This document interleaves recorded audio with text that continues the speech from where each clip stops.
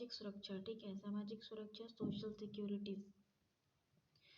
तो सामाजिक सुरक्षा की धारणा उतनी ही पुरानी है जितना कि समाज, क्योंकि आदिकाल से ही प्रत्येक समाज अपने सदस्य की आवश्यकताओं की पूर्ति करने के प्रयास में किसी न किसी रूप में सामाजिक सुरक्षा प्रदान करता है।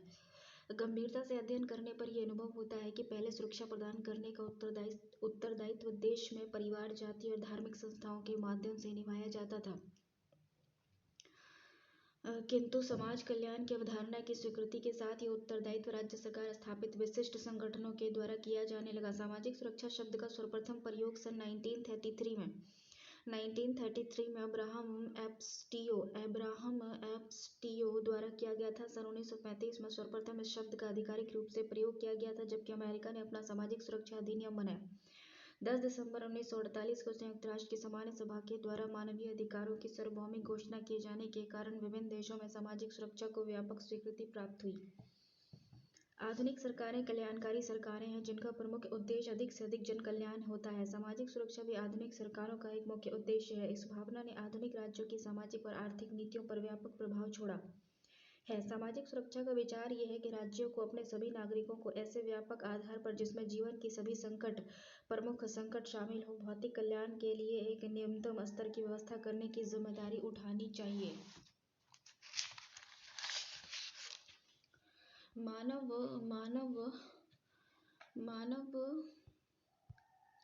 के जीवन काल में कई आकस्मिकताएं आती हैं। सामाजिक सुरक्षा प्रणाली का मुख्य उद्देश्य इस प्रकार का व्यक्ति जो असहाय एवं दूसरे पर निर्भर होता है, आर्थिक सहायता करना होता है। मनुष्य को बचपन से लेकर बुढ़ापे और मृत्यु तक कई प्रकार के जोखिम और दुर्घटनाओं का सामना करना पड़ता है तथा उन परिस्थितियों में मनुष्य अपने आप को असुरक्षित महसूस करता है। इनमें बीमारी, प्रसूति, असमर्थता, दुर्घटना, औद्योगिक बीमारी, बेरोजगारी, वृद्धावस्था, आजीविका कमाने वाले की मृत्यु, अपंगता आदि मुसीबत वाली परिस्थितियां शामिल होती हैं। सामाजिक न्याय एवं सामाजिक सुरक्षा किसी समाज में औद्योगिक विकास के लिए अभिन्न अंग माने जाते हैं। यही कारण है कि सामाजिक सुरक्षा को आधुनिक उद्योग में अत्यंत महत्व दिया जाता है और एक ओर परोक्ष रूप से सामाजिक सुरक्षा एक व्यक्ति की कार्यशैली को विकसित करती है और दूसरी ओर अगर श्रमिकों को सामाजिक सुरक्षा प्राप्त है तो वह अपना ध्यान उत्पादन की गुणवत्ता तथा मात्रा दोनों को सुधारने में केंद्रित कर सकता है। यह विचारधारा केंद्र सरकार, राज्य सरकार और स्वायत्त संस्थाओं को सुरक्षा का क्षेत्र बढ़ाने के लिए प्रेरित करता है। मनुष्य के जीवन में कई प्रकार की आकस्मिकताओं का सामना करना पड़ता है, जैसे दुर्घटना से उत्पन्न अपंगता, बुढ़ापा, बीमारी, बेरोजगारी, प्रसूति तथा मृत्यु इत्यादि।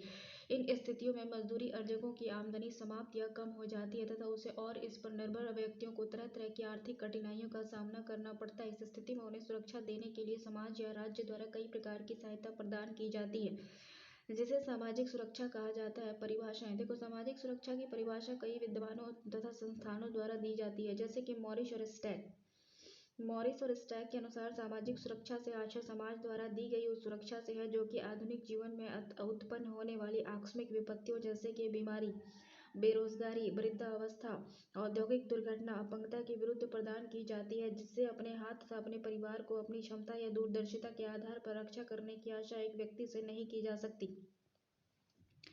इंटरनेशनल लेबर ऑर्गेनाइजेशन के द्वारा इसकी परिभाषा है कि सामाजिक सुरक्षा वह सुरक्षा है जो कि समाज उपयुक्त संगठन के द्वारा अपने सदस्यों के जीवन में आने वाले विभिन्न संकटों में प्रदान करता है। सुरक्षा एक मानसिक स्थिति है और एक वास्तविक व्यवस्था भी है। सुरक्षा प्राप्त होने का अर्थ है कि मनुष्य को ये विश्वास हो कि आवश्यकता पड़ने पर सुरक्षा प्राप्त होगी।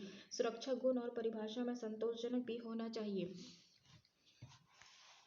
वीवी गिरी के अनुसार क्या है कि सामाजिक सुरक्षा के अंतर्गत राज्य उन जोखिमों के विरुद्ध सुरक्षा प्रदान करता है जिससे एक अल्प साधन वाला व्यक्ति स्वयं ही या अन्य निजी संगठन बनकर अपनी रक्षा करने में असमर्थ होते हैं। भारतीय समाज कोश विश्वकोश ने इसकी अवधारणा स्पष्ट करते हुए कहा है कि सामाजिक सुरक्षा व्यक्ति को विभिन्न आकस्मिकताओं से होने वाले आर्थिक संकट के विरुद्ध प्रदान की जाती है तथा इसके लिए राष्ट्र के भुगतान क्षमता के अनुकूल न्यूनतम जीवन स्तर सुनिश्चित किया जाता है। उपरोक्त परिभाषाओं से स्पष्ट बातें सामने आती है कि यह जीवन के विभिन्न आकस्मिकताओं के प्रति समाज या राज्य के द्वारा प्रदान की जाती है। ये नगद प्रकार, सेवाओं और सुविधाओं के रूप में दी जा सकती है। ये अधिकार स्वरूप मिलते हैं, लेकिन इसके लिए योग्यता की शर्तें निर्धारित रहती हैं। अधिकांश सामाजिक सुरक्षा कार्यक्रम की व्यवस्था कानून बनाकर की जाती है। सामाजिक सुरक्षा में हित लाभ या सेवाएं मुख्यतः सामाजिक बीमा और सामाजिक सहायता के रूप में दिया जाता है। भारत में सामाजिक सुरक्षा का ऐतिहासिक विकास। भारत के प्राचीन इतिहास से स्पष्ट होता है कि भारत में सामाजिक सुरक्षा की परंपरा बहुत पुरानी है। कौटिल्य के अर्थशास्त्र, मनुस्मृति और शुक्र नीति के में सामाजिक सुरक्षा के बहुत से नियमों की व्यवस्था दी गई है। प्राचीन काल से ही भारत में संयुक्त परिवार, जातीय पंचायत, अनाथालय, विद्या आश्रम आदि के माध्यम से इन लोगों को सामाजिक सुरक्षा प्रदान की जाती है जिनके पास जीवन निर्वाह का कोई साधन नहीं होता और जो कार्य करने में भी असमर्थ होते हैं। कारखाना उद्योगवाद के आगमन के बाद भारत में सामाजिक सुरक्षा आंदोलन 5 अवधियों से गुजरा है। उदासीनता की अवधि, अव्यवस्थित विकास की अवधि, सुविचारित आयोजन की अवधि, क्रियान्वयन की अवधि, समन्वय और मजबूतीकरण की अवधि। उदासीनता की अवधि क्या थी? Period of indifferences. तो सामाजिक सुरक्षा की व्यवस्था के संबंध में उदासीनता की अवधि सन 1920 के साथ समाप्त हो जाती है। सन 1920 के पूर्व यद्यपि उत्पादन है कि कारखाना प्रणाली का प्रादुर्भाव हो चुका था, लेकिन श्रम आंदोलन ने अखिल भारतीय रूप धारण नहीं किया था और सन 1855 में घातक दुर्घटना अधिनियम पास किया गया, जिसके अनुसार यदि कोई मजदूर कार्य करने में मर जाए तो उसके आश्रितों को यह अधिकार था कि वे मुकदमा चलाकर हर जाने का दावा करें, परंतु अशिक्षित और निर्धन मजदूर इस स्थिति में कभी नहीं थे कि संपन्न उद्योगपतियों पर मुकदमा चलाएं। अतः यह अधिनियम कभी व्यवहार में नहीं आया और इसके अतिरिक्त इस अवधि में किसी और अधिनियम के संबंध में कोई प्रमाण नहीं है जो सामाजिक आकस्मिकताओं से जनता वर्ग की रक्षा करता। अव्यवस्थित विकास की अवधि थी, पीरियड ऑफ अनसिस्टमेटिक पीरियड। चूंकि सन 1921 से 1941 के 2 दशकों में आकस्मिक विपत्तियों से संरक्षण की कुछ योजनाओं का सूत्रपात हुआ, इसलिए इस अवधि को हम अव्यवस्थित विकास की अवधि कह सकते हैं। इस अवधि में प्रथम सामाजिक सुरक्षा अधिनियम श्रमिक क्षतिपूर्ति अधिनियम 1923 के नाम से पारित हुआ। इसका वर्णन हम आगे करेंगे। इसके पश्चात सन 1929 में बम्बई सरकार ने मातृत्व हितलाभ अधिनियम पास किया और इसी के आधार पर अन्य राज्यों ने भी इसके अनुकरण किया। सन 1941 में केंद्रीय सरकार ने खानों में काम करने वाली स्त्रियों के लिए मातृत्व अधिनियम पास किया। योजनाएं परिस्थितियों की परिणाम थी। ये भाव सामाजिक सुरक्षा का कोई चित्र हमारे सामने प्रस्तुत नहीं करती थी। इसके अतिरिक्त अधिनियम अंतर्राष्ट्रीय नियमों के अनुरूप नहीं था और न ही इसके अंतर्गत राष्ट्रीय प्राथमिकताओं की किसी योजना का अनुसरण किया जाता था। सुविचारित आयोजन की अवधि। सामाजिक सुरक्षा अधिनियम के संबंध में सुविचारित आयोजन की अवधि सन 1942 में शुरू होती है और पूरे दशक तक जारी रहती है और इस अवधि में संयोग से सन 1942 में सामाजिक बीमा और संबद्ध सेवाओं पर प्रसिद्ध बेवरीज रिपोर्ट का प्रकाशन हुआ और यही आजकल सामाजिक सुरक्षा के क्षेत्र में बेवरीज प्लान के नाम से प्रसिद्ध है। इसके बाद सन 1943 में कनाडा में मास योजना का प्रकाशन हुआ। इसके बाद अंतर्राष्ट्रीय श्रम संगठन के 2 अध्ययन सामाजिक सुरक्षा संबंधी योजना तैयार करने हेतु प्रोफेसर बीपी अदारकर को नियुक्त किया गया। इन्होंने सन 1944 में अपनी निश्चित रिपोर्ट प्रस्तुत की। अदारकर योजना की व्यवहारिकता की जांच करने हेतु भारत सरकार द्वारा अंतर्राष्ट्रीय श्रम संगठन के अधिकारी आर राव को नियुक्त किया गया। इन विशेषज्ञों ने कुछ साधारण परिवर्तन के साथ योजना की संपुष्टि की तथा भारत सरकार ने 1948 में कर्मचारी राज्य बीमा नियम पास किया था, जो कि आप अपने प्रकार का पश्चिमी पूर्वी एशियाई में पहला अधिनियम था, परंतु नियोजक के विरोध के कारण कर्मचारी राज्य बीमा निगम सन 1952 में संशोधित किया गया और इस प्रकार यद्यपि इस अवधि में सामाजिक सुरक्षा की योजना को व्यवहारिक रूप नहीं दिया गया, यद्यपि भावी रूपरेखा को पूरी तरह ध्यान में रखते हुए सोच विचार कर आयोजित किया गया। एक था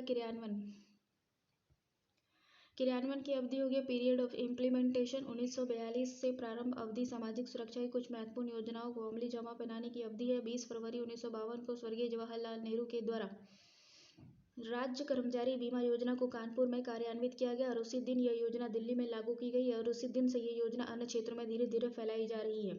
इसके अतिरिक्त कर्मचारी प्रोविडेंट फंड योजना भी इसी वर्ष चालू की गई और इसी अवधि में उत्तर प्रदेश सरकार ने 1 दिसंबर 1957 से वृद्धावस्था पेंशन सामाजिक योजना शुरू की। इसके अतिरिक्त कई राज्यों में विशेष रूप से अकाल पीड़ित क्षेत्रों में रोजगार के अवसर जुटाने के उद्देश्य से राहत कार्य शुरू किया गया। सुदृढ़ीकरण मजबूतीकरण की अवधि, पीरियड ऑफ स्ट्रेंथनिंग। सन 1958 से आगे की अवधि को हम समन्वय और मजबूतीकरण की अवधि कह सकते हैं। सन 1958 में भारत सरकार ने देश में कार्यान्वित सामाजिक सुरक्षा योजना के एकीकरण के संबंध में आवश्यक सुझाव देने हेतु एक अध्ययन दल की नियुक्ति की। इस दल ने अपनी रिपोर्ट 1958 में दी और उसने कहा कि कर्मचारी राज्य बीमा समीक्षा समिति ने 1965 में यह सिफारिश की है कि भारत सरकार को एक व्यापक सामाजिक सुरक्षा योजना की रूपरेखा तैयार करने के लिए एक विशेषज्ञ समिति की नियुक्ति करनी चाहिए। 1959 में श्रम संबंधी राष्ट्रीय आयोग ने यह विचार प्रकट किया कि आदर्शगत अवस्था तो है ये होगी कि धीरे धीरे एक व्यापक सामाजिक सुरक्षा की योजना बनाई जाए और फिर इस निधि से विभिन्न एजेंसी आवश्यकता अनुसार विभिन्न योजनाओं को मूर्त रूप देने के लिए धनराशि निकालें। भारत में एक पूर्ण सामाजिक सुरक्षा के समन्वय और आयोजन की दिशा में प्रयत्न जारी और सामाजिक संरचना का एक स्पष्ट चित्र उभरकर सामने आ रहा है। भारत में सामाजिक सुरक्षा की वर्तमान व्यवस्था है भारत में सामाजिक सुरक्षा की निम्नलिखित व्यवस्थाएं हैं, जैसे कि श्रमिक क्षतिपूर्ति अधिनियम 1923, मातृत्व हेतु लाभ अधिनियम 1961, कर्मचारी राज्य बीमा अधिनियम 1948, कोयला खान भविष्य निधि एवं विविध व्यवस्थाएं अधिनियम 1948, कर्मचारी भविष्य निधि एवं विधि प्रावधान अधिनियम 1952, परिवार पेंशन योजना 1971, मृत्यु सहायता कोष जमा संबद्ध बीमा योजना, सामाजिक सुरक्षा प्रमाण पत्र, व्यक्तिगत दुर्घटना बीमा सुरक्षा योजना, अनुग्रह भुगतान संशोधित अधिनियम 1948, बेरोजगारी भत्ता, विक्रय संवर्धन सेवा शर्तें अधिनियम 1976, श्रमजीवी पत्रकार अधिनियम, कर्मचारी पेंशन योजना 1995। सामाजिक सुरक्षा के क्षेत्र क्या है? Scope of social security. सामाजिक सुरक्षा का क्षेत्र व्यापक होता है। ये समय एवं परिस्थिति के अनुसार बदलता रहता है। ये अलग अलग देशों में अलग अलग प्रकार का होता है, लेकिन इनके बीच एकरूपता भी पाई जाती है। भारत में सामाजिक सुरक्षा का क्षेत्र आकस्मिकताओं से जोड़कर देखा जाता है और इस स्थिति में संरक्षण प्रदान किया जाता है। सरकार तथा समाज दोनों के द्वारा प्रदान की जाती है। सामाजिक सुरक्षा सामाजिक बीमा और सामाजिक सहायता के रूप में दी जाती है। भारत में सामाजिक सुरक्षा के निम्नलिखित क्षेत्र हैं, जैसे कि बीमारी। जब कोई भी व्यक्ति या आर्चक बीमारीग्रस्त होता है तो उस स्थिति में वह कुछ समय के लिए कार्य करने में असमर्थ हो जाता है। इस स्थिति में उसे चिकित्सा की आवश्यकता पड़ती है, जिससे उसके पास वित्तीय संकट की स्थिति उत्पन्न हो जाती है। दूसरी ओर नियोजक कार्य नहीं तो वेतन नहीं के आधार पर मजदूरी देना बंद कर देते हैं और इस स्थिति से निपटने के लिए भारत सरकार ने कई कानून बनाए हैं, जैसे कर्मचारी राज्य बीमा अधिनियम 1948 के अंतर्गत बीमारी हित लाभ देने की व्यवस्था है और बगान श्रमिक अधिनियम 1951 इत्यादि। अपंगता डिसेबलमेंट हो गया। जब कोई व्यक्ति दुर्घटना के कारण अपने शारीरिक अंगों को खो देता है तो उसे अपंगता कहते हैं। यह अस्थायी और अस्थायी आंशिक प्रकार की हो सकती है और इस स्थिति में श्रमिक को चिकित्सा की आवश्यकता होती है, फलस्वरूप उनकी आय कम हो जाती है। इस स्थिति में उन्हें सामाजिक सुरक्षा की आवश्यकता पड़ती है। भारत सरकार द्वारा इस संदर्भ में कई कानून बनाए गए, जैसे कर्मकार क्षतिपूर्ति अधिनियम 1923, कर्मचारी राज्य बीमा अधिनियम 1948, उत्पादन संदाय अधिनियम 1972 के अधीन श्रमिकों को लाभ देने की व्यवस्था की गई है। अधिनियम के द्वारा दुर्घटना की स्थिति में अपंगता होने पर चिकित्सा या नकद भुगतान देने की व्यवस्था है। 2 अक्टूबर 2007 को भारत सरकार द्वारा आम आदमी बीमा योजना शुरू की गई। आम आदमी बीमा योजना आज शुरू की गई, जिसमें निम्नलिखित लाभ की व्यवस्था है। मृत्यु अस्थायी अपंगता की स्थिति में 75,000 रुपये, आंशिक और अस्थायी अपंगता की स्थिति में 37,500 रुपये और परिवार के किसी सदस्य की मृत्यु पर 30,000 रुपये प्राथमिक राशि और 200 रुपये और शिक्षावृत्ति 100 रुपये प्रतिमाह देने की व्यवस्था है। बिहार सरकार द्वारा मुख्यमंत्री सामर्थ्य योजना 2007 शुरू की गई। इसके तहत विकलांग व्यक्तियों को तिपहिया साइकिल देने की व्यवस्था है। प्रसूति मैटरनिटी, प्रसूति प्रकृति की देन है, ठीक है। जब भी महिला श्रमिक मां बनती है तो यह उनके परिवार का खर्च बढ़ जाता है। ये प्रसव पूर्व और प्रसव उपरांत दोनों की स्थितियों में होता है।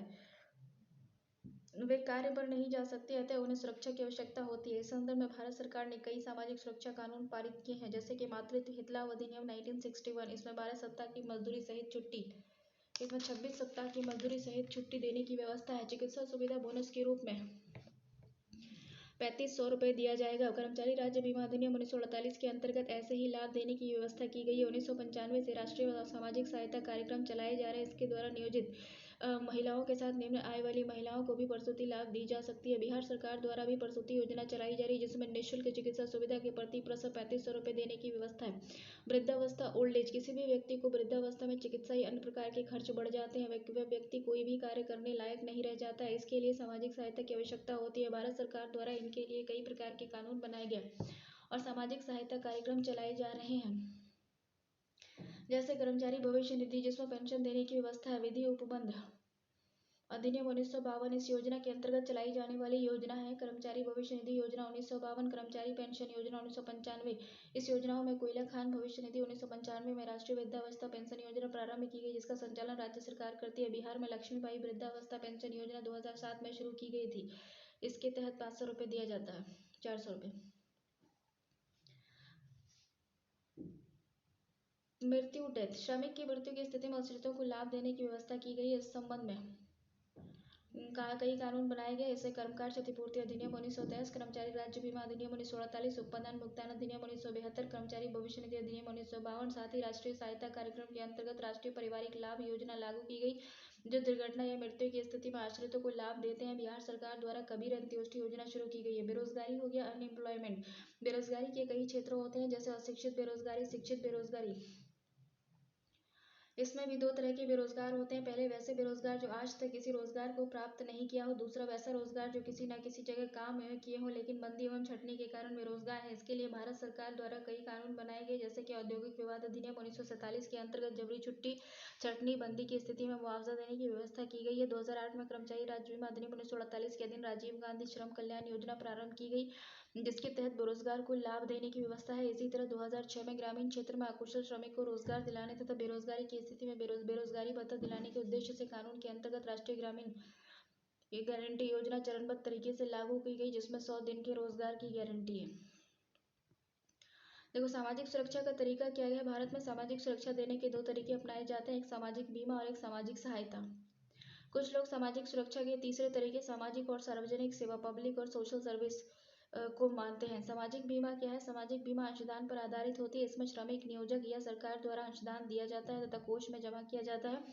इससे उसी व्यक्ति को लाभ प्राप्त होता है जो इसके सदस्य होते हैं। इस विधि द्वारा व्यक्तियों के विभिन्न आकस्मिकताओं, बुढ़ापा, बीमारी, प्रसूति, अपंगता, बेरोजगारी और मृत्यु की स्थिति में लाभ दिए जाते हैं। इनकी कई विशेषताएं हैं। यह कानून पर आधारित होता है। सामाजिक बीमा में अंशदान देना पड़ता है। इसमें बीमाकृत व्यक्ति को हितलाभ अधिकार स्वरूप मिलता है। हितलाभ देते समय बीमाकृत व्यक्तियों की आर्थिक आवश्यकताओं तथा वित्तीय स्थिति को ध्यान में नहीं रखा जाता है। सामाजिक बीमा जीवन की औसत सामान्य आवश्यकताओं के सिद्धांत पर अधिकृत होती है, न कि व्यक्तिगत निर्धनता की मात्रा पर। इसमें कानून के अंतर्गत आने वाले सभी व्यक्ति सामाजिक बीमा कार्यक्रम के अंतर्गत अनिवार्य रूप से सम्मिलित किए जाते हैं, चाहे वे किसी के लिए इच्छुक हो या नहीं हो। भारत में सामाजिक बीमा कार्यक्रम के कई उदाहरण मिलते हैं, जैसे कर्मचारी राज्य बीमा अधिनियम 1948 के अंतर्गत बीमारी, हितलाभ, प्रसूति हितलाभ, विकलांग हितलाभ, अंत्योष्टि हितलाभ आदि इत्यादि देने की व्यवस्था की गई है। आम आदमी बीमा योजना 7 पूर्ण रूपेण केंद्र सरकार द्वारा चलाई जा रही है। बिहार में मछुआरे के लिए बीमा योजना चलाया जा रहा है। सामाजिक बीमा में अधिकांश हितलाभ नकद दिए जाते हैं, लेकिन कई परियोजनाओं में प्रकार या सेवाओं के रूप में भी देने की व्यवस्था है। सामाजिक सहायता। सामाजिक सहायता साधन विहीन व्यक्तियों की न्यूनतम आवश्यकताओं की पूर्ति के लिए आर्थिक सहायता के रूप में दी जाती है। यह सहायता सरकारी खजाने से दी जाती है। इसमें किसी प्रकार के अंशदान की आवश्यकता नहीं होती है। इसमें सबसे पहले व्यक्ति की आर्थिक जांच पड़ताल की जाती है और इसके बाद उसके लाभ को निर्धारित किया जाता है। सामाजिक सहायता नकद या प्रकार में दी जा सकती है। इसके अधिकारी होने के लिए लाभार्थियों को कानून और योजनाओं के द्वारा निर्धारित शर्तों को पूरा करना आवश्यक होता है। सहायता की राशि कानून या नियमों के द्वारा सीमित रहती है। इसमें कार्यकर्ता की आय, साधनों और संपत्ति के अनुसार परिवर्तन लाया जा सकता है। इसमें लाभार्थी की आवश्यकता की मात्रा का निर्धारण प्रशासन द्वारा होता है। सभी लोगों को लाभ की राशि में समानता होती है। भारत में सामाजिक सहायता कार्यक्रम में कई उदाहरण है, जैसे वृद्धावस्था सहायता, नेत्रहीनों की सहायता, आश्रित बालकों के लिए सहायता भत्ता और अति निर्धन परिवारों के लिए सहायता भत्ता। सामाजिक सार्वजनिक सेवा हो गया। कुछ लोग इसे सामाजिक सुरक्षा की तीसरी पद्धति मानते हैं। ये राज्य कोष से प्रदान की जाने वाली सेवा के रूप में होती है। इसमें समुदाय के सारे लोग सम्मिलित होते हैं। इसमें किसी प्रकार के अंशदान देने की आवश्यकता नहीं होती और न ही पारिवारिक आय संबंधी कोई सीमाएं हैं। सामाजिक और सार्वजनिक सेवा के कई उदाहरण हैं, जैसे कि निःशुल्क स्वास्थ्य सेवाएं और समाज के बाधित समूहों का पुनर्वास, और इसमें व्यक्तियों के साथ कोई भेदभाव नहीं किया जाता है। सामाजिक बीमा के लाभ। इसमें निम्नलिखित लाभ प्राप्त होते हैं। श्रमिकों से अंशदान लेकर ये योजना उन्हें अपने स्वास्थ्य, कुशलता और कार्यक्षमताओं का संरक्षण करने में नैतिक और भौतिक रूप से सहयोग बनाती है। ये कुछ निश्चित आधारों के रूप में लाभ स्वीकृत करती है, जिससे लाभार्थियों के स्वामित्व को चोट नहीं लगती है। इसको कार्यान्वित करने के लिए एक स्वयंशासित संस्था कायम की जाती है। विश्व के प्रत्येक देश में इसमें सामाजिक शांति और आर्थिक समृद्धि को बढ़ावा मिलता है। इससे श्रमिक पर भी इस बात पर का जोर पड़ता है कि वे अपनी आय का सदुपयोग करें। वस्तुतः उसकी आय का कुछ भाग उचित कार्य में लगा दिया जाता है। सामाजिक बीमा दीर्घकालीन दृष्टिकोण से समाज के विनियोग का एक सर्वश्रेष्ठ स्वरूप है, जिसमें आर्थिक उन्नति में आश्चर्यजनक सहायता प्राप्त होती है। सामाजिक सहायता और सामाजिक बीमा में अंतर क्या है। भारत में सामाजिक सुरक्षा देने के दो तरीके अपनाए जाते हैं, सामाजिक सहायता और सामाजिक बीमा। ये सुरक्षा वैसे व्यक्तियों को दी जाती है जो विभिन्न आकस्मिकताओं, जैसे कि बीमारी, वृद्धावस्था, विकलांगता, प्रसूति, बेरोजगारी, मृत्यु इत्यादि की स्थिति से गुजरती है। सामाजिक बीमा। सामाजिक सहायता में निम्नलिखित अंतर है। सामाजिक सहायता व्यक्ति की आय के साधनों पर विचार किए बिना आवश्यकता अनुसार प्रदान की जाती है, जबकि सामाजिक बीमा पारस्परिक अंशदान पर आधारित है। सामाजिक सहायता अभावग्रस्त व्यक्तियों के प्रति सरकार के उत्तरदायित्व का द्योतक है, जबकि सामाजिक बीमा जोखिम को सामूहिक रूप से वहन करने का साधन है। सामाजिक सहायता कार्यक्रम में मानवीय दृष्टिकोण को प्राथमिकता दी जाती है। सामाजिक बीमा एक वैज्ञानिक उपाय है, जिससे बड़ी जोखिम का बंटवारा बड़े समुदाय में करना संभव होता है। सामाजिक सहायता कार्यक्रम में लाभ स्वीकृत करने की दिशा में श्रमिक के लिए अंशदान जमा कर विचार नहीं किया जाता है, जबकि सामाजिक बीमा कार्यक्रम के अंतर्गत लाभ स्वीकृत करने की दिशा में श्रमिक के अंशदान जमा पर विचार किया जाता है।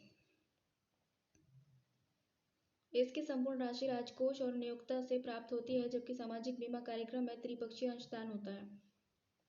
सामाजिक सहायता कार्यक्रम वहाँ लागू होते हैं जहाँ श्रमिक गरीब, असंगठित, अशिक्षित, दान देने में असमर्थ हों, जबकि सामाजिक बीमा कार्यक्रम वहाँ लागू होते हैं जहाँ श्रमिक संगठित, नियम, वित्तीय दृष्टि से सबल और कोष का सदुपयोग करने की दृष्टि से सजग हों। सामाजिक सहायता प्राप्त करने के लिए साधन और स्रोत का ध्यान रखा जाता है, जबकि सामाजिक बीमा बिना आय के साधनों का पता लगाने और अधिकार के रूप में श्रमिक को प्रदान किया जाता है। भारत में सामाजिक सुरक्षा संबंधी कार्यक्रम क्या है? सामाजिक बीमा संबंधी कार्यक्रम क्या है? वर्तमान में सामाजिक बीमा संबंधी कई कार्यक्रम चलाए जा रहे हैं जो निम्नलिखित हैं। राजीव गांधी शिल्पी स्वास्थ्य बीमा योजना 2009। ये योजना केंद्रीय वस्त्र मंत्रालय द्वारा शुरू की गई है। योजना देश के निजी क्षेत्र की सबसे बड़ी साधारण बीमा कंपनी है ICICI Lombard general insurance company limited के सहयोग से प्रारंभ की गई है। इस योजना के अंतर्गत 150 रुपये SC/ST के लिए 70 रुपये वार्षिक प्रीमियम पर स्वयं, पत्नी या पति, 2 आश्रित बच्चे, माता पिता हेतु साल के लिए 15,000 की बीमा सुरक्षा दी जाती है। दुर्घटना के कारण मृत्यु की स्थिति में 1 लाख रुपए की बीमा उपलब्ध कराई जाती है। आम आदमी बीमा योजना हो गया। इसकी शुरुआत 2 अक्टूबर 2007 को लागू की गई थी। इस योजना के अंतर्गत देश में ग्रामीण भूमिहीन परिवारों में परिवार के मुखिया की स्वाभाविक दुर्घटनावश मृत्यु और आंशिक या पूर्ण विकलांगता के विरुद्ध बीमा सुरक्षा उपलब्ध कराई जाती है। इस योजना में प्रति परिवार प्रीमियम की दर 200 रुपये है, जिसमें केंद्र और राज्य का अनुपात 50-50 है। योजना में बीमा लाभ की व्यवस्था निम्नवत है। स्वाभाविक मृत्यु की स्थिति में 30,000 रुपये, दुर्घटनावश मृत्यु की स्थिति में 1 लाख रुपये, दुर्घटनावश मृत्यु और अस्थायी विकलांगता की स्थिति में 75,000 रुपये। 31 जनवरी 2012 को देश में 1.97 करोड़ लोगों को बीमा कवरेज प्रदान किया गया। राष्ट्रीय स्वास्थ्य बीमा योजना हो गया। यह योजना 1 अक्टूबर 2007 को आरंभ की गई। योजना के अंतर्गत असंगठित क्षेत्र के BPL परिवारों को स्वास्थ्य बीमा कराने की व्यवस्था है और इस योजना की निम्नलिखित विशेषताएं हैं। प्रति परिवार प्रति वर्ष बीमा राशि 20,000 रुपये होगी। योजना में व्यय का भार केंद्र और राज्य सरकारों द्वारा 75:25 का होगा। मार्च 2013 तक 3.44 करोड़ स्मार्ट कार्ड जारी किए गए और 2013-14 तक 3.60 करोड़ BPL परिवारों को कवर किया गया। राजीव गांधी शिल्पी स्वास्थ्य बीमा योजना। ये योजना केंद्रीय वस्त्र मंत्रालय द्वारा शुरू किया गया। ये योजना देश के निजी क्षेत्र की सबसे बड़ी साधारण बीमा company ICICI Lombard general insurance company limited के सहयोग से प्रारंभ की गई थी। इस योजना की निम्नलिखित विशेषताएं हैं। इसके अंतर्गत 150 रुपये SC/ST के लिए 75 रुपये के वार्षिक प्रीमियम पर स्वयं, पति या पत्नी, दोनों आश्रित बच्चे, माता पिता हेतु 1 साल के लिए 15,000 रुपये की बीमा सुरक्षा हासिल होगी। इसके अतिरिक्त 1 लाख रुपए तक का निजी दुर्घटना बीमा भी उपलब्ध होगा। ये राशि दुर्घटना के कारण मृत्यु और अपंगता पर देय होगी। इसके अलावा कर्मचारी राज्य बीमा अधिनियम 1948 चलाया जा रहा है और प्रसूति हित लाभ, विकलांगता हित लाभ, चिकित्सा हित लाभ, अंत्योष्टि हित लाभ, बेरोजगारी हित लाभ दिए जाते हैं। सामाजिक सहायता कार्यक्रम हो गया। भारतीय संविधान के आर्टिकल 41 में निर्देश दिया गया है कि बेरोजगारी, वृद्ध, बीमार, विकलांगता नागरिकों को सार्वजनिक सहायता प्रदान करेगा। दूसरी ओर जो इसके हकदार होंगे